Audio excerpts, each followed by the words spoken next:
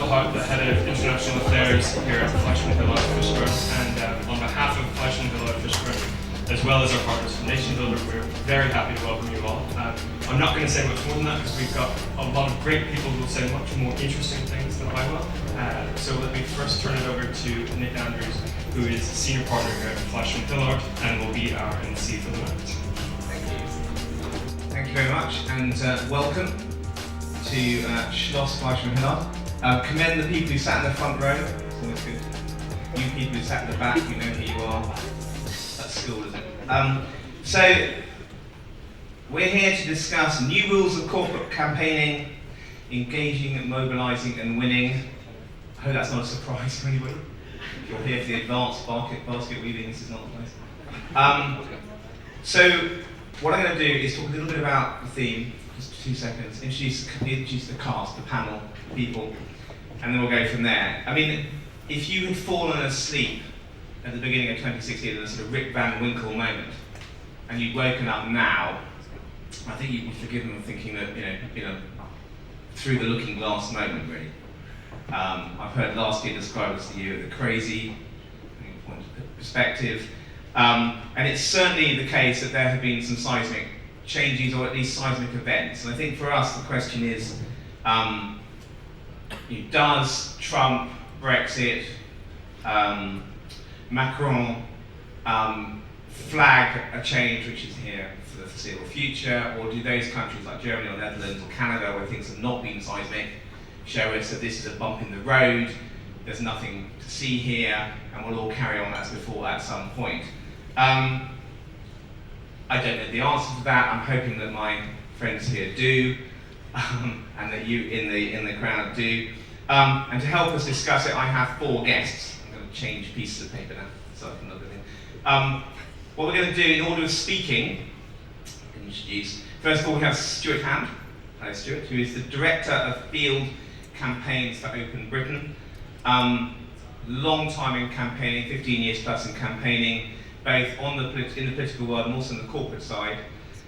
Spent 8 years in the Conservative Party, hurrah, where he ended up as Deputy Director in 2010, and was also Director of the Campaign Manager Academy, training Conservatives to campaign, with undoubtedly enormous amounts of success. Thank you. And then in 2015, he left there, which is why it all went downhill from there, to be Director of Field Operations for what was called at the time Britain Stronger in Europe, and then about a year ago became, as he is now, the Director of Field Campaigns for Open Britain. Is that fair? I think so. Winning so far, excellent. On his left, we have Dan Roberts, who is the Brexit Policy Editor for a well-known publication called The Guardian. Is an internationalist, has worked both sides of the Atlantic, where he was the Washington Bureau Chief for The Guardian, but has also worked over the years for the Financial Times and the Daily Telegraph. Now based in London, covers Brexit, but also spent 2 years on the campaign trail, leading up to what I consider the most interesting election campaign ever, with Hillary Clinton, Donald Trump, and Bernie Sanders. He's much decorated, and in fact was actually once Young Journalist of the Year, which must be what, last year or so. I think that's what that's.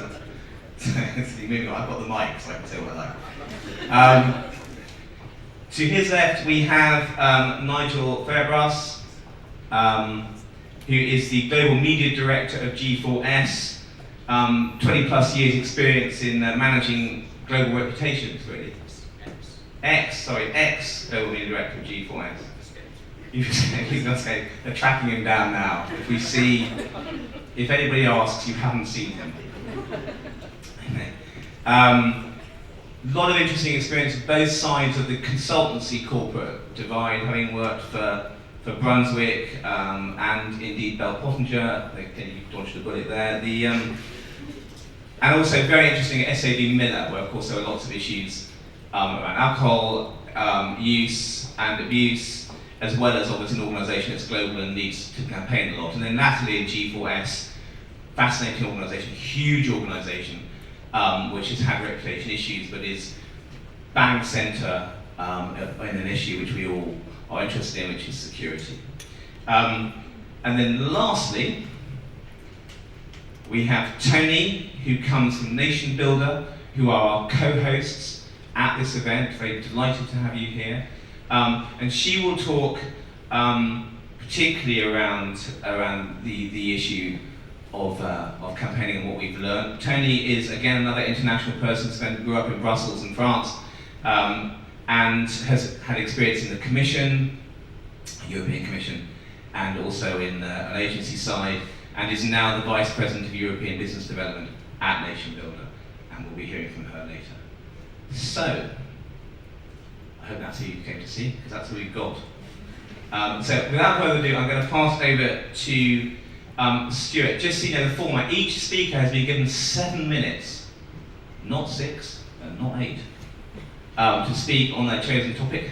I'm going to act as a sort of timekeeper, just to attempt to drag them off as they go on. Some have slides, some do not. I'm one of the speakers, so I'll go on for about 20 minutes. I'm in charge. After Tony's finished, we're going to have a Q&A. So if you have questions, you want to ask questions, please think of them as we go along. We'll ask them at the end. Okay? And then there'll be more drink. Marvellous. Right, and without further ado, over to you. Thank you very much. Yes, please.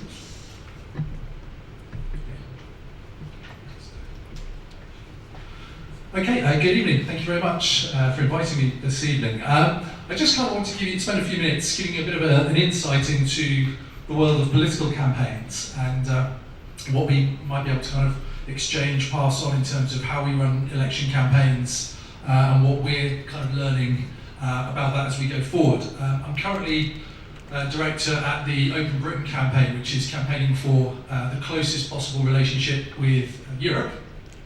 And as previously mentioned, I work for the Conservative Party for a considerable time, so I am in exile. So again, you didn't see me this evening. But what I wanted to do was kind of look at two of the bigger campaigns that I've worked on and talk really from personal experience of those campaigns about what's actually happening and some of the big shocks that we experienced on those campaigns. And the two I wanted to look at were the 2015 general election, where I was deputy director in the campaign department, and the referendum as well, where I was a director of campaigns on those particular campaigns. So to start with, the referendum campaign, I just kind of want to take you through sort of where we started with that. In a very sort of in December of 2015, I'd moved on to the Stronger In campaign as it was then, and we were literally building a campaign from scratch. I remember in December of 2015, we had a conference call with 6 people on it, and that was where we were at that stage. And within a period of 7 months, was polling day.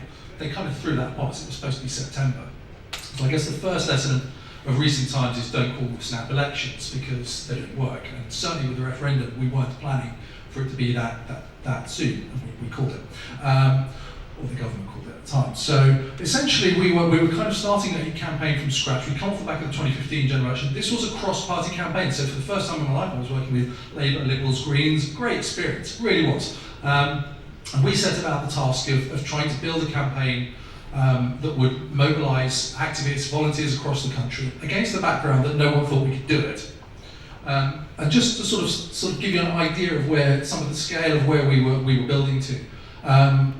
In terms of our sort of tactics, our techniques, we learnt a lot from American campaigns, so we were very much implementing a lot of those tactics in terms of getting people on board through things like community meetings. If you look at this sort of graph here, it shows you that, if you've ever campaigned before, these figures in terms of monthly to weekly community meetings where we were basically getting volunteers together and galvanising them were quite high numbers, and we were able to do that very quickly.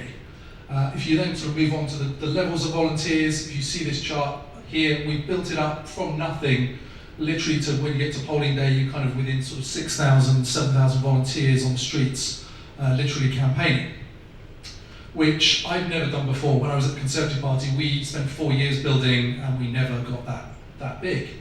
And then again, sort of campaigning events, the Stronger In campaign was very much, we won the ground war.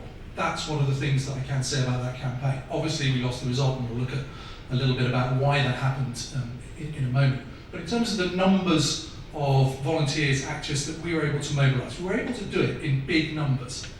And I think that was a surprise to us all. And one of the interesting things that we found from that campaign is that about 20%, we reckon, of the people who were coming forward had never campaigned before.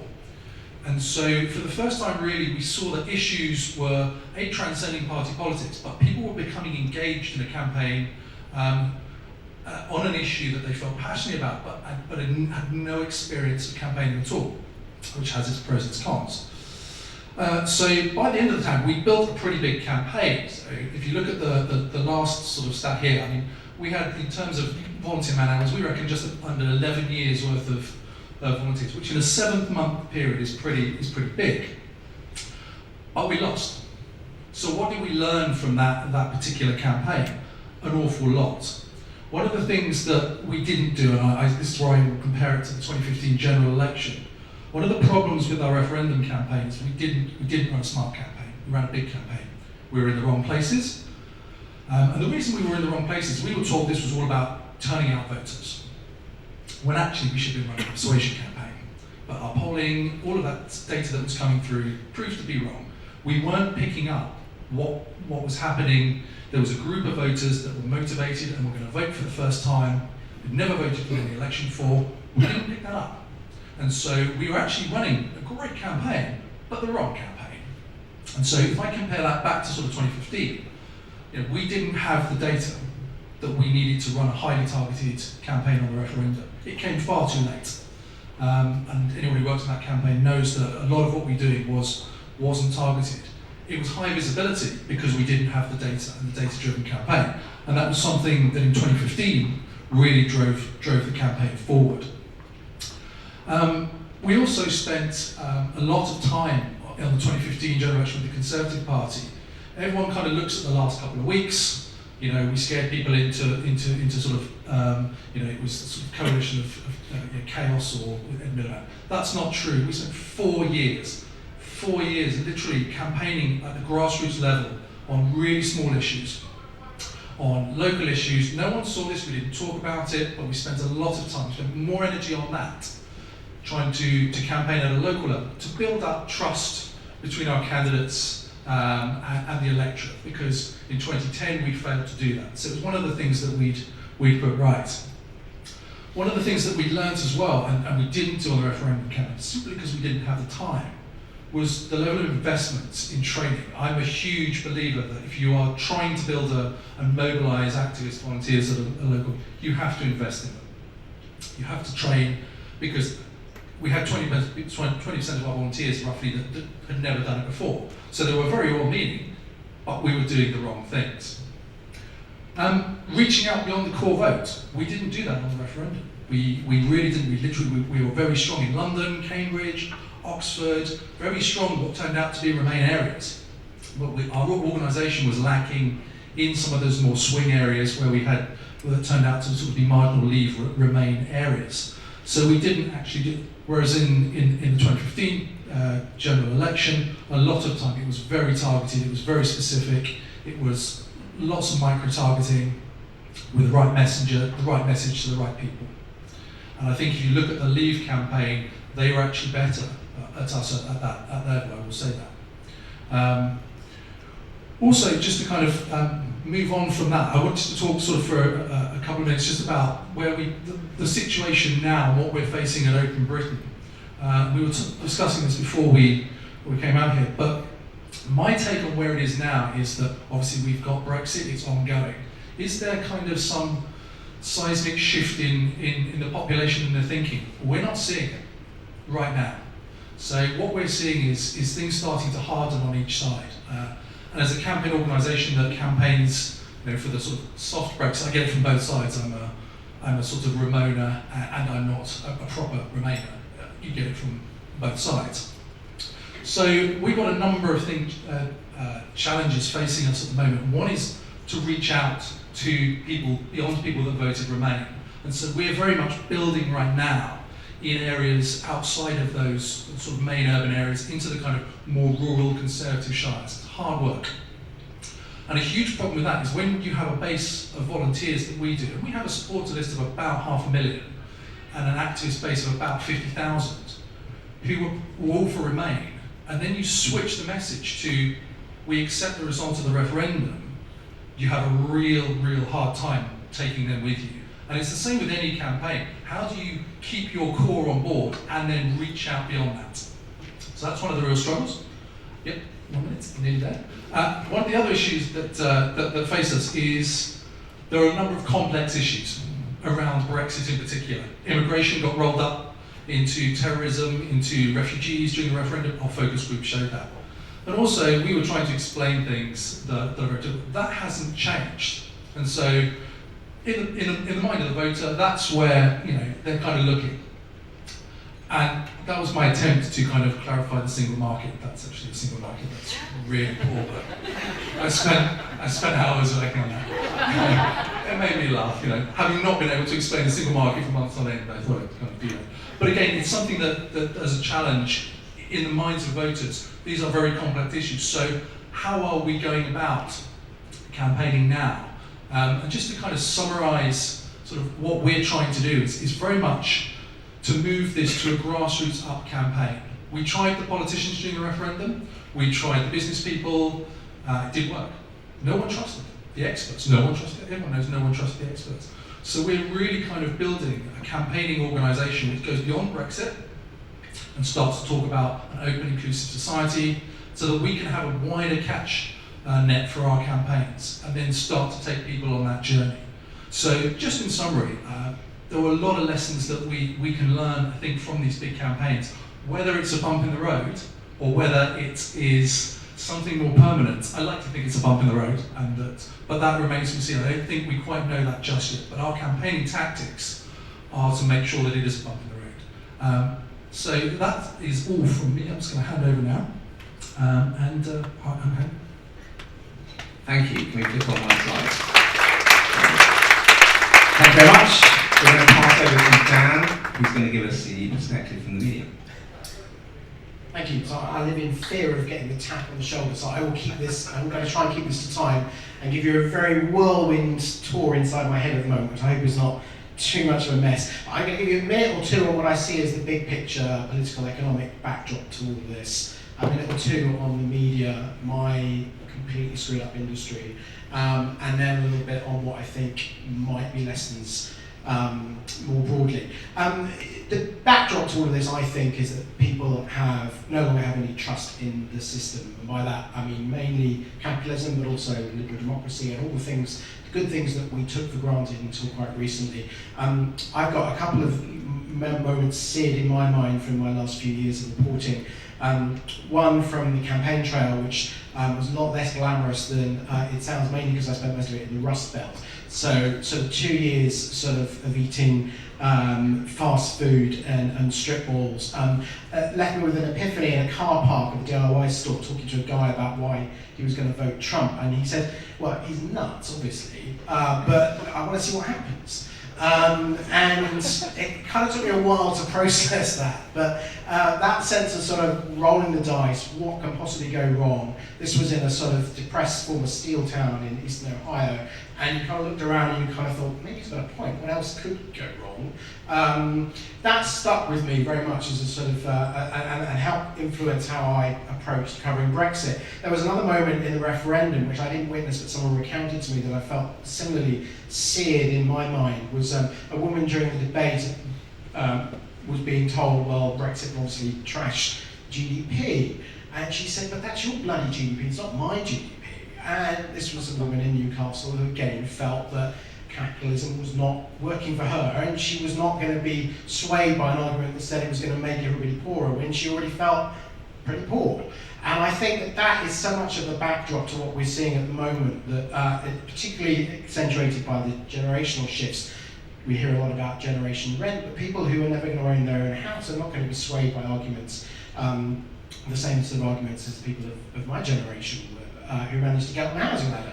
And I said, somebody encapsulated very well, said people with no capital are very hard to persuade the merits of capitalism. And that is a big feature on the right and the left at the moment that we have to grapple with. Incomes have stagnated far longer than the banking crash. I think the banking crash was the biggest example in recent people's minds, but this goes back a lot longer than that. Until that's fixed, politics is going to be screwed up too. The other thing that's screwed up is my industry, because anecdotes are much better than facts, and you guys are all the facts that I have, I'm going to give the anecdote of my kids who don't watch linear TV. They watch hours on the screen, can't get the buggers off the screens, but they don't watch linear television, broadcast television anymore. And it makes me think that the digital disruption I've seen in my industry is only really beginning. The same things that have happened to the music industry, to the newspaper industry, are about to hit the TV industry, and we think that we've kind of got our heads around the fact that it's all turned upside down, but this is just beginning. Newspapers are largely hanging on for dear life, most of them on life support. One of the nice things about working in the States was that I was, briefly, I could forget the worries about legacy newspapers. We were on a web-only operation. The Guardian, we grew very fast, 45 million readers, became a top 5 US news site, but we discovered the same thing as all the other disruptors, which was that the ad revenues were all going to Facebook and Google and not to us. And I think that's only going to get worse. Now, brief moments of optimism and then a few lessons. Despite all of that, politics and journalism, to my mind, have never been more exciting. I've just come back from Manchester and Brighton, and both Tory and Labour conferences were more vibrant than I've ever remembered them. The Labour inside the hall, it was sort of the cult of Jeremy and felt like a revivalist meeting, but it was certainly full of lots of ideas, which is something I couldn't say with previous Labour conferences I've been to. And the Tories, it was all outside the hall. Inside the hall was dead. Outside the hall, it was the cult of Mog and the sort of mad-eyed Brexiteers. But it was nonetheless, it was very exciting. The people were fired up. And the same with journalism. I mean, we're reaching audiences that we've never have dreamed of reaching. The Guardian now daily has over 10 million unique visitors to our site. 10 million people coming. I write the most obscure stories. Come to a story in the States, a really obscure Supreme Court case, not one of the big ones. Got over 1 million readers. We have a podcast on Brexit that we'd like to get really geeky. We try and get as geeky as we can, and we can't put the buggers off. And we have 140,000 people tuning into this podcast every month. So people are excited, and we are able to reach people. It's all in a screwed up way that's not making anybody any money. So, my 3 very quick things before I get a tap on the shoulder that have stuck with me from all of that. One, in terms of messaging, one is we've got to be more human. I think there's a really good contrast at the moment in the Tory party between the way Theresa May approaches communication and, say, people like Boris Johnson or Jacob Rees-Mogg. She is not human. Our sketch writer John Crace coined this fantastic term for her, the Maybot, which sort of stuck during the election. I think it really encapsulates that sense of this woman. I'm sure underneath she's lovely, but as a communicator, comes across, I'm afraid to say, the way many companies come across, in a very, very unhuman way. Boris and Mogg are mad, but they're engaging, and I think that's just a vital lesson at the moment. The other lesson I would say is we've all got to communicate at Twitter speed. I'm really struck whenever I cover an event like today's Brussels talks or whatever. The commentariat has already made its mind up on Twitter about what to think about something before it's even over. I mean, it's literally, the debate is happening in real time now, and so many people who need to be taking part in that debate are still, got hour, week, month lead times on their reactions, their statements, and so forth. The third and final thing I would just say is, although attention spans are really tiny, when the shit hits the fan, you really have to sort of show your workings and get into the weeds. So many of the big investigations that we've done in Guardian in the last few years have been on a sort of mind-boggling scale and mind-melting scale, but you have to do them to prove what you're trying to say. So I did a lot of work on the Snowden story, and I think we published nearly 1,000 stories on the Snowden story. I wrote nearly 100 just on my own, and took over 2 years of many people's lives at the Guardian. But that's the way you win a Pulitzer, is to get really into the weeds. And I think what strikes me is the way when we do that with companies, and I won't sort of think of some of our investigations in case there's people in the room who are involved. I'm trying to remember a G4S one, but you know, it feels a bit lopsided. We will publish transcripts of data. WikiLeaks was like, you know, literally hundreds of gigabytes of data we put up on the website, and like a week later we get a one-line response from somebody. You know, and it just feels very lopsided. I think showing your workings at Twitter speed with humanity is a bit of a tall ask, but I think that's the only way, you know, other actors in these spaces. I'm going to end with one little thing which someone pointed out to me today, and I think is a fantastic upbeat lesson in brave corporate messaging. Some of you may have seen it, and it just was brought to my attention. It's an ad on the Underground by Jigsaw, and I can't quite work out if it's an ad for their clothing, the sort of Benetton style way, or if it's a piece of lobbying. I don't know, but I'll read out just a little bit of it. It's about immigration. It starts with, I love immigration at the top. It says, British style is not 100% British. In fact, there's no such thing as 100% British. And it goes on to say, none of us are a product of staying put, and we're no different. There's a clothing ban. We couldn't do what we do if people weren't free to move around. Without immigration, we'd be selling potato sacks. We need beautiful minds from around the world, working with beautiful materials from around the world, to make beautiful things for people around the world. Fear, isolation, and intolerance will hold us back. Love, openness, and collaboration will take us forward. Now, I'm a sort of a bit of a sort of cynical old hack, as some people in the audience will know, and I'm really moved by corporate speak. But I thought that was a really brave piece of messaging. Whoever said to this company, you know what? You should do some messaging about immigration. It's a really great topic. It's going to bring your customers together. How can you know? But it works. It's in keeping with the brand. It's making a really powerful point that I'd like to see corporate Britain making more vociferously at the moment. And it struck me that it ticked those boxes of being human, being contemporary, not afraid to. It's quite a long ad. It's not something that jumped out of you on the side of the bus. It wasn't afraid to get into some quite tricky subjects. So hats off to Jigsaw. Thank you. I agree that there's a very persuasive consultant behind most of these things. So we've had a view from the perspective of politics, we've had a view from the perspective of the press, actually a view from the perspective of a man who's worked in business and consulting. So over to you.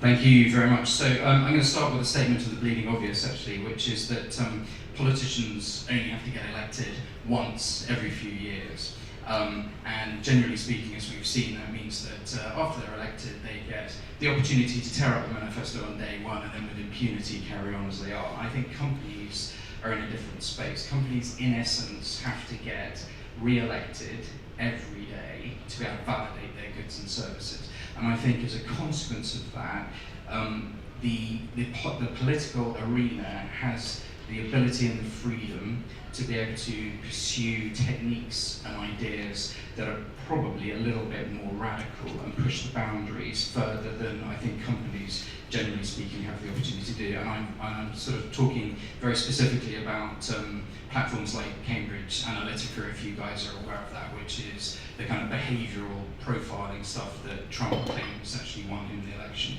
That said, I think there are three areas from what I've seen of recent campaigns that I would pull out that I think are very particularly relevant to the corporate arena. One is authenticity. So one of the things I took away from the recent UK election was that the Tories seemed to stick pretty rigidly to their 2015 strategy, which was primarily based on advertising, Facebook advertising. Stuart can probably correct me, this is probably entirely wrong, but this is my view. And actually, as a consequence, people ended up with a lot of relatively inauthentic, scripted messages in their timeline that clearly didn't really resonate.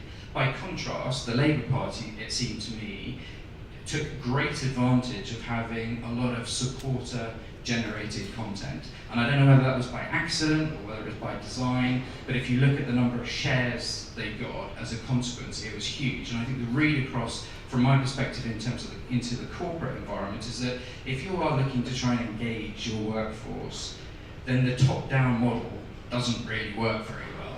and actually you are far, far better to try and get your employees to create their own content, because the reality is it's far more compelling. Second point, I think, from an authenticity perspective, is leadership. We saw some really interesting examples of leadership from campaigns recently. I'm thinking particularly Bernie Sanders and particularly Jeremy Corbyn, who tapped into an 18 to 24-year-old, 25-year-old age group who we know think very differently. And as Dan alluded to, I mean, these people think very, very differently about business. And from an ownership perspective, they don't own very much, right? They stream music. They're probably never going to own a car or a house. So they do think very, very differently. And I think if you are running a business right now and you are thinking about how you attract and retain talent from this cohort of people coming into the workforce right now, you need to be thinking about how you have distinct values that are operationalized across your business, how you are managing culture in a strategic way, and you better sure as hell have a very clear articulation of what the social utility is of what you do. And then the third point around authenticity is that I think that this potential value actually inside business of some of this behavioural profiling stuff which is going on at the moment. And as I look at sort of internal comms, I think the segmentation of internal audiences is still fabulously crude. You know, very often people launch an intranet and they ask you to sort of list some of your preferences, and you get, you know, a group of people who like rugby, a group of people who like opera, but that's it, right? But actually, in effect, you can have a very dynamic behavioural profiling process within your business, which I think could be far more effective. The second sort of key point I want to make is about measurability. Everyone in the room will know measurability is key to corporate affairs, communications, reputation management, earning its place around the boardroom table, right? We all know that. And I think the shift from a sort of personality and relationship-driven industry model to a science-driven model is very welcome. There are three concerns, though, about that I would have. One of which is that I think the PR department has been eating the lunch of the marketing team for a number of years. And I think some of the new techniques and new technical platforms that we're seeing, particularly around psychographic profiling, feel to me as if they sit very, very clearly in the camp of marketing. And I just wonder whether the marketing guys are going to be coming back for their lunch sometime soon, and whether actually the corporate affairs and comms guys have the capability to be able to defend their space at the moment. Secondly is regulation. We have a big, big piece of European regulation coming down the track next year. If you don't know what it is, it's the General Data Protection legislation. I haven't really seen a great deal of that being talked about at the moment. I think the ramifications are massive. If people don't know what that is, I would recommend you look it up, because the definition of personal data in there is hugely broad, and the restriction in terms of what you can then do with the data you collect is massive as well. So I think that's really interesting.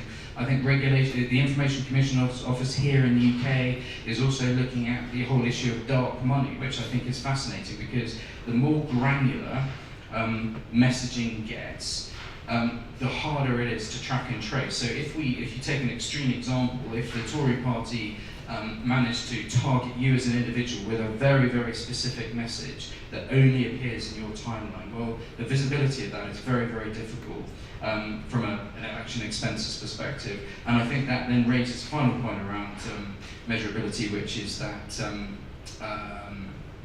I think transparency and accountability is going to be a massive issue for corporates, and I think, at best, some of these new techniques will make consumers feel as if they're being snooped on, and at worst manipulated. And then, if I can, just one last point. Is it ready? Sorry. So I think we're living through an age of hysteria right now, and this kind of goes to Dan's point really. My kind of take is that in our post-fact age in which we live, where everyone has their own version of the truth, which is validated in myriad echo chambers all over the place, that the man and woman in the streets being bombarded with information right now. We're tuning it out, and we're resorting back to something far more primitive in terms of how we make decisions about the products we want to buy and about the politicians that we might want to vote for. And I think that's kind of primarily heuristics, and it's a very emotional quotient. And I think the problem for companies is that the kind of algorithms that sit behind a lot of the way that we kind of get our information these days seem to me to prioritize emotion over fact. Emotion scales very, very fast, as Dan was talking about, in social media channels, and it aggregates very, very quickly, alarmingly fast. And companies are bad at emotion, as Dan was saying. We are bad at emotion. It's not a club that, generally speaking, companies have in their back. They like to have their facts straight. They like to have done their due diligence. They like to have got the legal team on board. And I think if there's kind of one lesson I would sort of leave you with, which is that actually companies need to better get more comfortable, and again this sort of reinforces what Dan was saying, about stepping into areas of uncertainty and using emotion, because I think facts, as Donald Trump reminds us almost daily, are irrelevant. Thank you. So it's me now, so settle in. Actually, if you can get your wine, if you're in your 20s, by the way, in the audience, I'm sure you will have a house and a car. Okay. It's okay, don't lose hope, whatever Nigel said. So I just want to make 3 points, relatively briefly, which is that in the age of sort of fake news and misdirection, which almost seems like a sort of enormous magic show, doesn't it? You're looking over here and somebody's doing something else over there. I think there are 3 things to worry about, and in many cases this has been sort of echoing what's been said. The first, we would talk about authenticity. In fact, we have an authenticity report, which I'm waving at the back of you at, and you can get it on the way out. It's worth having a look at. It's quite short, which is good. We define authenticity as the gap between expectations and experience, and it's worth thinking about what people expect.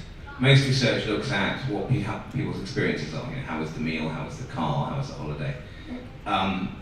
It's only really relevant if you look at what people expect before they go into the experience. And the expectations of corporates have changed dramatically in the 5 years or so that we've been doing this research. And what we find, and we've done this for over several thousand brands, I think we're now in 7 or 8 different countries, is that just over half of an organisation's reputation, 51% on average across the board, is driven by our view of products and services. Which, when you consider that 90+% of all communication spend, if you include marketing, would be on products and services, it's only just over half. And the rest, the 49%, by my maths, is 2 things. One is management behaviour, so the extent to which people feel your management are ethical and other related things. And the second is your impact on the community or society in which you work. So you've got almost half of a company's reputation being driven by expectations on which the company spends very little time and money at the end of the day. And that is a mistake. I think that's the first thing to think about. And so whatever you're doing, whatever you're saying, you at your peril leave behind the 6 drivers of the 9 that drive reputation, which focus on management behaviour and impact on the community. That's the first thing. The second thing is I would echo the point about echo chambers, which you made, and this whole thing of confirmation bias. I've been doing this long enough to remember the internet coming out and thinking that might be important. And we all thought it was going to be marvellous. It was going to be a way of breaking down barriers, and we were all going to get on. It was going to be one huge global kumbaya, wasn't it? We were going to have a hug, buy each other a Coke. It was going to be marvellous. And in fact, what has happened, as we know, is that everybody has ended up in their own echo chamber, listening to things that confirm their own bias, that reinforce their worldview. And this isn't new, in one sense. I mean, my father was a retired army officer living in the home counties. Okay. Did he read The Guardian? No, he read The Telegraph, because that reinforced his view of the world. So to a certain extent, we've done that for years, but we've never been better able to wrap ourselves in this cocoon of confirmation. And if you're a company trying to break into that, what do? Do you become part of that confirmation, even if you don't really believe it, in order to reach those people? Or do you try and cut through into it? And it's really hard. It's particularly hard if you're trying to turn a reputation round. Because all the confirmation bias is saying they are evil, they are bad, they don't believe what you believe. And so turning things around is much harder than it used to be, I think. for that very reason. So again, if you're a company, best not get yourself in a position where you need turning round, I would suggest. And the last thing I would say is the whole sort of the fake news, which seems to net out as all news that doesn't agree with me. But nonetheless, fake news, what do we do with that? I think it's interesting to see where people are looking for believability or credibility. The research in the report, which I suggest you look at, we asked people where they get what they would consider to be a credible source of information. It will come as no surprise to you that the bottom two are politicians, 4%, credible, or people considered credible, and leaders of companies, 11%. 11% of people regard company leaders as credible communicators. Okay. Now, who in the room has some role in promoting a chief exec or putting senior management out? Anyone? Show of hands, anybody? Okay. Why are you bothering? Nobody cares. Okay. The top two by a country mile are knowledgeable friends and family, as defined how, and employees of companies. Top two. So don't waste your money on chief executives. Okay? What you need are fitters, or assembly workers, or salespeople, or whatever. They will get your message across. And I say this because 86% of people want more transparency, or expect transparency from organisations, but they're not going to believe it from senior management. They're going to want to see it from people who work in the company. So it's going to change the way that companies work. I found that companies are going to have to work out loud. Work out loud, show your workings, as you put it, which I think is very smart. And that's going to be a struggle because it's going to be loss of control. There was a point at which the story became a message, and at that point it all went to hell, in my view. And what we're going to have to do is to go back to stories that everybody tells in a different way. We all know the story, I assume, of Goldilocks and the Three Bears. We could all tell that story. You would all tell it differently. Different words, different nuances, be funny in certain bits, not in others. But it would be the same story. That's where we're heading, I think. And it's going to be complete carnage for a while. It's going to be marvellous.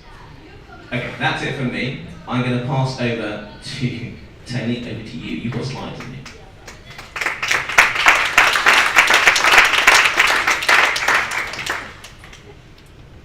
Fantastic. I'm going to wrap up with some of the trends that we're seeing at NationBuilder and talk a little bit about the future of campaigning. For those of you who don't know NationBuilder, we provide what we believe are leaders. So leadership is a big topic of ours, but we provide leaders with the software and the tools that they need to do whatever it is they're meant to do in the world. We've worked with both sides of the Brexit campaign. We've just finished wrapping up the French presidential elections, where we worked with 7 of the French presidential candidates. And we also work with companies like the Mozilla Foundation and All Saints. The first thing, I think, before we start looking at the future of campaigning is to have a look a little bit about the evolution of digital. And what's been fascinating is, over the last 15, 20 years, we've very much gone from just having this idea of having a presence online that used to be just having your URL classified in Google or Yahoo when there was only a couple 100,000 websites, to actually having a brand online. And that was much more about having, you've got your shop, your brick and mortar, what does that look like online? Then it moved a little bit more to the e-commerce side of things. And then about 8 to 10 years ago, we moved to that social presence. And when I was working as a consultant, we would have numerous companies come to us, CEOs of companies saying, I need to be present on Twitter, Facebook, now it's Instagram, Snapchat. We'd often ask, but why? And the answer was, well, because I have to. And it's been an interesting shift that we've seen now, from going from the social presence because you think you need a social presence to actually focusing on what the social aspect of that is. And that is very much communities and campaigning. So very much that idea, if you've got a social brand, if you've got followers, if you've got a bunch of people who want to interact with you, you're gonna have to build a community if you want them to stick with you. And I think this is the biggest lesson that we've learned at NationBuilder, which is campaigns is no longer something only the political elite do. We talk with brands and companies and corporates day in, day out, and when we bring up the word campaigning or campaign, they often say, oh, no, that's not what we're doing. Well, actually, if you've got an objective, you've got a goal, and you've got a set of processes to get there, and you've got a bunch of people who are going to help you get there, you're campaigning. And this is true whether you're selling pallets, polo shirts, or you're trying to get elected. Start thinking in that campaigning mindset. So we talk a lot with our customers about operating in a campaigning mode. And it's very much this idea of working in an organized way towards a key objective and towards a key goal. And the fascinating thing that we've started to do is start taking the best practices that we've seen in the political space, whether you're trying to win an election, get elected, or trying to win a referendum, and applying these in the corporate space. And one of the best anecdotes that we have was from the CEO, William Kim of Allsafe, which is an e-commerce store and also brick and mortar, who said, well, if this stuff helps and works to get a president elected, it sure as hell's going to work for us to sell more leather jackets. And it's absolutely true. Build a community. The most important key thing, and I think it's been alluded to a couple of times tonight, is putting people first really does generate value. Your company is nothing but the people who buy from you, your services, your products, or help you knock on doors to get elected. So we've learned a lot with the community building aspect of the field practices that we're seeing on a day-to-day aspect. And there's something to be said from this, and I think the best thing to take from political spaces, there's something to be said about knowing and rallying people and knowing what are the 5,000 doors that you need to knock on. You don't need to know that there's 5 million doors out there, but what are the 5,000 that are going to help you rally and build that community? Quickly go to this one, call to action. This is the one thing that people forget constantly. They build beautiful websites that don't do anything. They send out newsletters to 1,000 people that don't ask for anything. The biggest mistake that we have seen in both political and corporate engagement and campaigns is people want to engage with you, but they need to know how, and they need to know what you need them to do. The biggest example of this in sort of the organizational non-profit space was the He for She campaign that came out probably 5 or 6 years ago. Emma Watson went to the UN, did a brilliant speech. They built a beautiful website, launched that a couple of days later. You would go to the website and there was absolutely nothing that you could do. Couldn't sign up to a newsletter, couldn't buy anything, couldn't pledge, nothing, no calls to action. There were probably hundreds of thousands of people flocking to that website and left. You couldn't capture their data, you had no idea who they are, and they left with that feeling of, oh well, I wanted to help, but there was nothing for me to do. We see this in newsletters as well. People don't sign up to newsletters to just get information. They sign up to newsletters to know what they can do, whether that's purchasing a good or a service, canvassing, field work, whatever that may be. So keep that in mind. I think that's the biggest thing. Smart data, not big data. I think Stuart Judah said smart campaigning. I love that. I'm going to steal that, just so you know. I'll credit you at the end of the slide. But we have heard the term big data flown around, and it drives us insane. Or I'm going to say it drives me insane.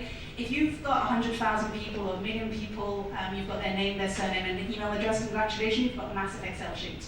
If you don't actually know who these people are, this is absolutely worthless to you. So one of the things that we help all of our customers is think smartly about the data that you have. And the way we do this is the following, and it was you alluded to this with the authenticity gap. 92% of people will trust peer-to-peer referrals over any other form of marketing, which is absolutely fascinating because most brands and political parties spend enormous time, money, and effort on everything but word of mouth. They will do billboards, they do ad campaigns, Facebook ads, where 92% of people will actually trust from a friend or family. Why this is relevant? Because 4.7% of people who are already engaging with you as a brand, a company, or a campaign are actually driving 100% of your word of mouth.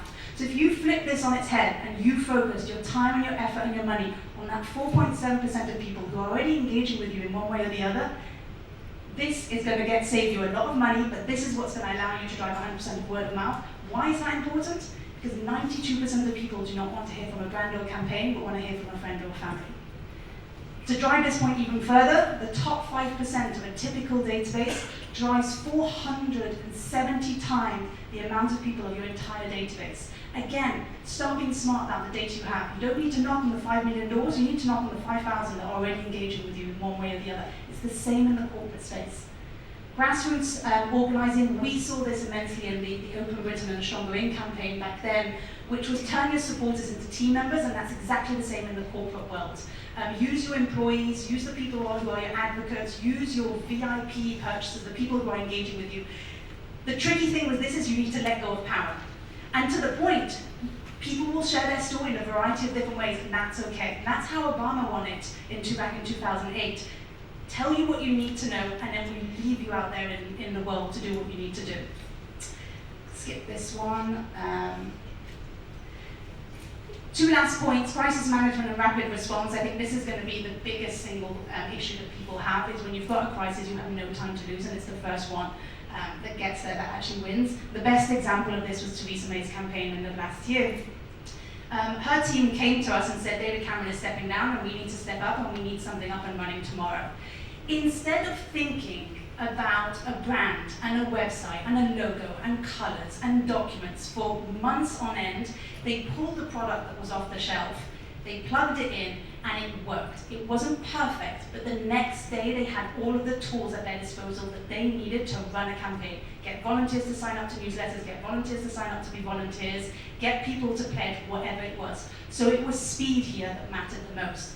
And the technology available today wasn't available 5-10 years ago. So I think we need to embrace the technology that we have to be able to do things like this. And there's another last point before I go to the key takeaways, which is the other biggest mistake that we've seen in politics, and actually I'm going to flip this in the corporate world, is politics doesn't start and end with politics. The polling where it got very, very wrong is we see individuals as just a political entity. We're not. And it's the same in the consumer world. People are not just consumers, they're also political beings and political people. So start seeing human beings as their totality and as their whole. And I think that's going to be the biggest change and shift that we're going to see, is looking at individuals and how they see on the broad spectrum. Politics doesn't start and end with politics, and consumerism doesn't start and end with consumers. So just for the key takeaways, think like a campaigner allows you to solve problems like one. Again, think of your target, think of your objective and how you're going to get there. Thinking in the campaigning mindset, thinking in that mindset of being always on until you get to where you need to be. And for brands, that's every day. You go back to the office and you start again. The most important point also about digital is digital is not here to replace the traditional ways of doing things. We saw this in, again, the traditional political space. Digital didn't replace canvassing, door knocking, pub meetings, and I think it's the same in the corporate space. Look at digital as a whole new entity that adds to your existing toolkit.